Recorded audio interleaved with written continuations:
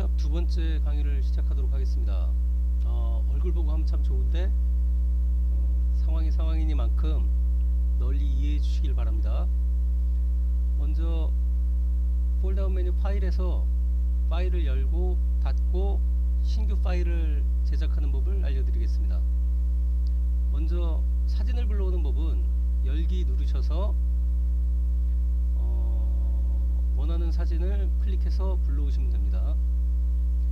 물론 아주 단순하게 이렇게 불러올 수도 있지만 다른 방법이 있어요.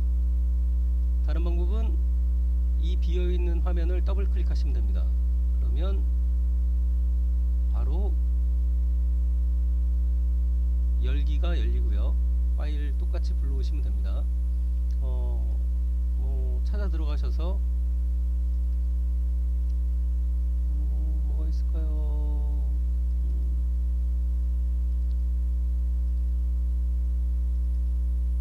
이렇게 불러오시면 열리죠.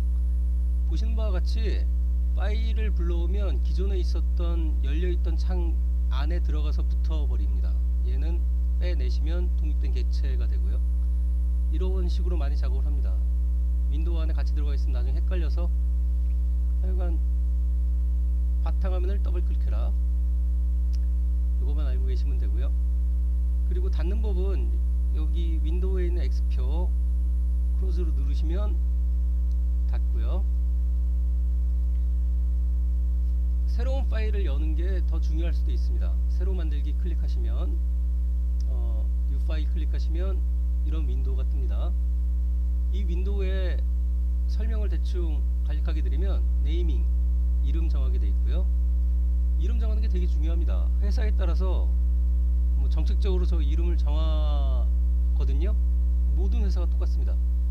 그래서 이거는 어떻게 정해야 된다라는 게 없고 그 회사의 정책을 따르시면 됩니다.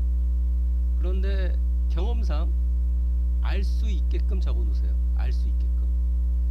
그리고 전에는 3D 같은 거 작업을 하다 보면 한글로 네이밍을 해 놓으면 충돌이 나가지고 파일에 문제가 생기는 경우가 있어서 영어로 다 적어 놨는데 요즘은 컴퓨터가 좀 안정돼 가지고 그러는 경우는 없는 것 같습니다. 꼭 알 수 있게끔 적어 두세요. 그리고 예를 들어서 김종훈 바보 01, 다음은 김종훈 바보 02, 다음은 김종훈 바보 03, 이런 식으로 저장을 해 놓으시면 김종훈이란 작자가 바보라는 걸 증명하는 세 번째 것, 이렇게 되겠죠. 저는 이런 식으로 하고 제가 회사할 때도 이런 식으로 했습니다. 그 사전 설정 눌러 보시면 얘가 나올 출력 사이즈를 정하게 되어 있습니다. 미국 용지, 국제 용지 이렇게 눌러 놓으시면 여기 크기가 이런 식으로 정해집니다. A4, A6, A5 쭉 있는데 나머지들은 그냥 여기다 쳐서 입력하시면 돼요. 지금 밀리미터로 세팅이 되어 있어서 픽셀, 인치, 센티미터 이렇게 쭉 있는데 대부분 인쇄나 인테리어나 건축은 다 밀리미터 단위를 쓰고요. 패션은 인치 단위를 씁니다. 인치 1인치는 2.54cm, 2.54cm니까 기억해 두세요. 지금 A4가 210에 297mm, 그리고 해상도가 300입니다.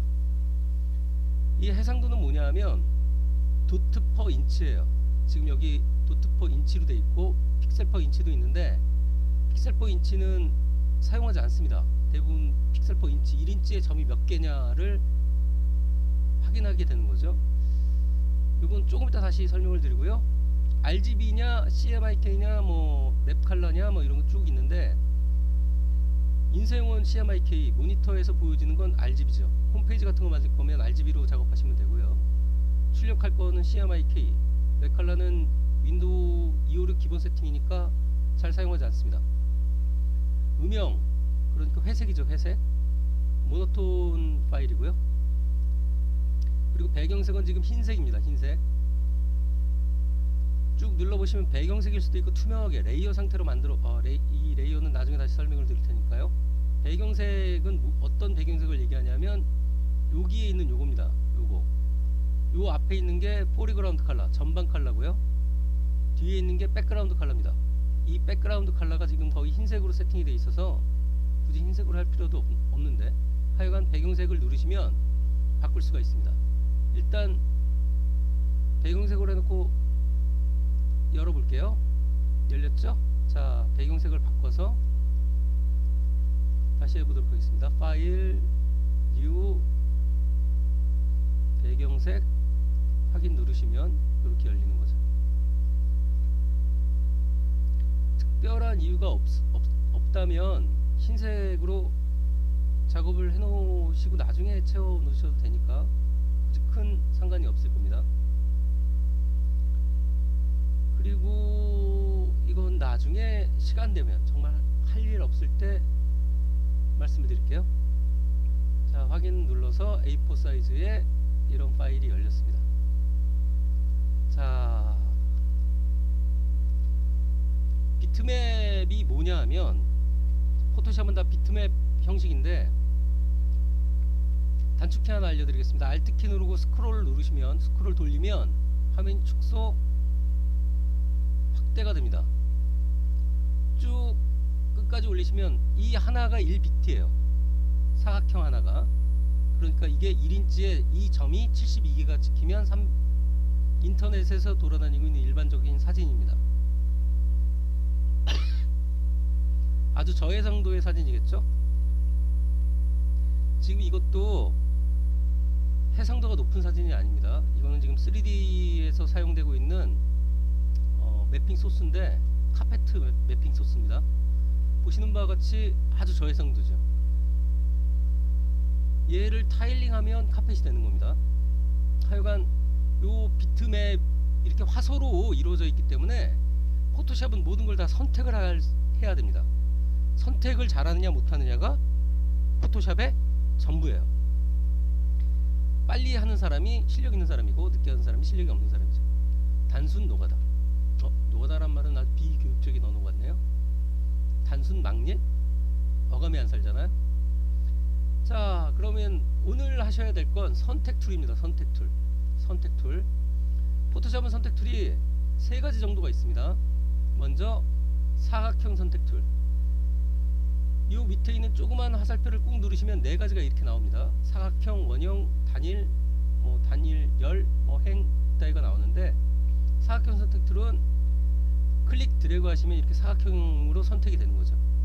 얘를 옮기시거나 뭐를 하면 이렇게 사각형으로 움직인다는 거예요. 자, 그런데 이 사각형 선택 툴을 단순하게 사각형만 선택하는 경우도 있고 더해서 할 수도 있습니다. 더해서 하는 건 2가지 방법이 있는데 Shift를 누르시고 계속 선택을 하시면 다중 선택됩니다. 이렇게 Alt키 누르시면 뺍니다. 여기에 보시면 이 위에 옵션 선택의 옵션 창을 보시면 더하기 빼기가 나와 있어요. 요거를 이용하셔도 되고 Alt Shift를 누르셔도 됩니다. 뿐만이 아니라 교집합도 있습니다.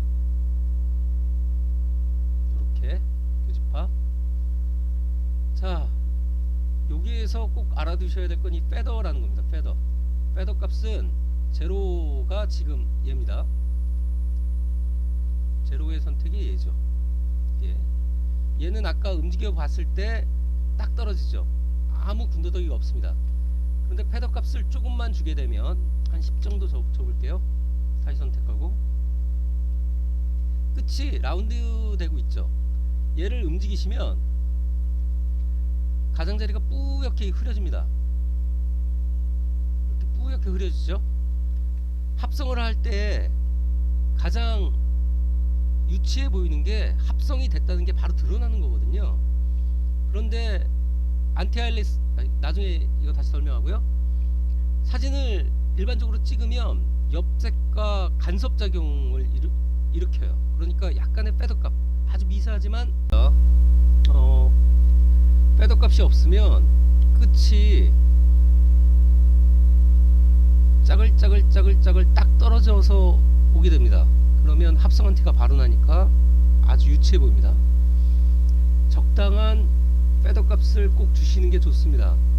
뭐 저해상도의 사진일 때는 2, 3이라도 꼭 패더값을 주셔서 보다 자연스러운 결과물을 얻어내시길 바랍니다. 자, 두 번째 선택 툴, 원형 툴. 원형 툴은 똑같습니다. 직사각형과 정원을 그리는 방법은 Shift를 누르시고 그리면 됩니다. 근데 아까 단축키가 더하는 게 Shift라고 그랬잖아요. 정원은 동그란 원은 하나밖에 못 그립니다. 하나밖에. 정사각형도 마찬가지입니다. 옵션은 다 동일합니다. Shift 누르면 더해지고 Alt 누르면 빼지고, 여기 있는 거 요거 사용하셔도 되고요. 패더값 주면 뿌옇게 테두리가 흐려집니다. 자, 세 번째 건 가로 Shift 누르면 다중 선택되고요. 세로.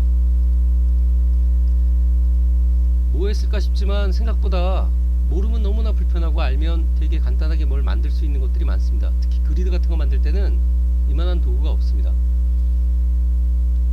두 번째 선택 툴은 라소 툴입니다. 라소 툴은 눌러보시면 세 가지가 나오고요. 올가미 툴, 이 라소는 그리시면 돼요. 클릭 드래그 하시면 이렇게 선택이 되고요. Shift 누르면 더해지고요. Alt 키 누르면 빠지고요. 되게 좋을 것 같지만 디지타이저, 와컴 타블렛 같은 게 없으면 되게 힘들게 사용할 수밖에 없습니다. 그래서 좀 더 손쉽게 사용하는 법이 Alt 키를 눌러서 직선화 시키는 겁니다. 클릭, 클릭, 클릭, 클릭, 클릭, 클릭, 클릭하신 다음에 Alt 키를 놓으면 이렇게 선택이 되죠. Alt 키를 까먹으셨을 때는 이 밑에 다각형 올가미 툴로 선택하시면 됩니다. 직선화 되고요. 얘는 선택이 다 끝나면 더블 클릭하시면 이렇게 닫힙니다. 자, 이 기능보다 더 좋은 기능이 자석 올가미 툴입니다. 클릭하시면 얘는 색상 값 가지고 선택을 해요. 무슨 의미냐? 여기 보라색과 녹색의 색상 차이가 심하잖아요. 그래서 클릭하셔가지고 쭉 움직이시면 비슷한 색깔을 경계선으로 해서 선택이 되죠. 얘가 헤매고 있다, 그럼 클릭해 주시면 다시 포인트가 생기고요. 쭉 가면 얘만 헷갈리고 있네요. 다시 클릭 해서 쭉 선택하시면 됩니다.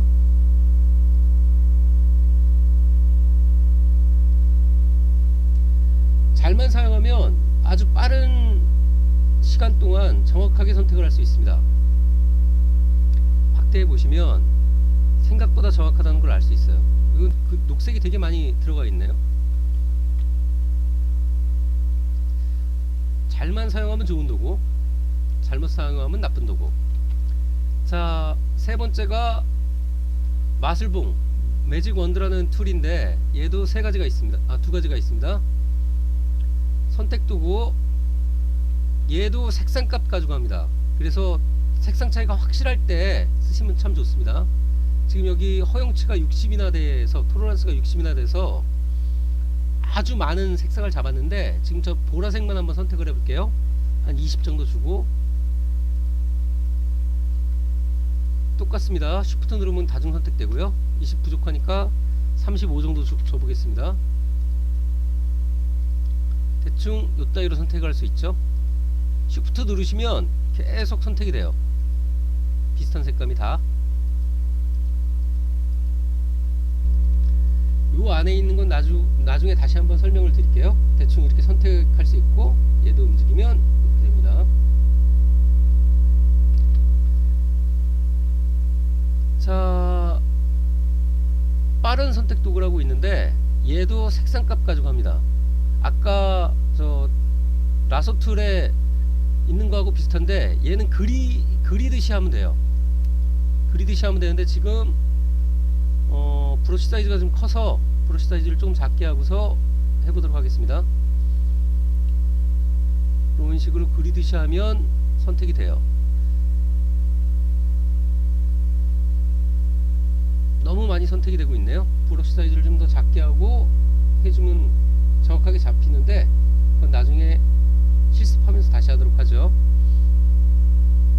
자, 이 세 가지가 선택들인데 이걸 응용하는 겁니다. 응용. 어떻게 응용하는지는 잠시 후에 다시 알려드리도록 하겠습니다. 영상 강의하는 방에 자료실 비슷한 거가 있다면 여기에서 사용되는 그 그림들을 다 거기다 올려놓을 테니까 다운 받으셔서 직접 해보시길 바랍니다.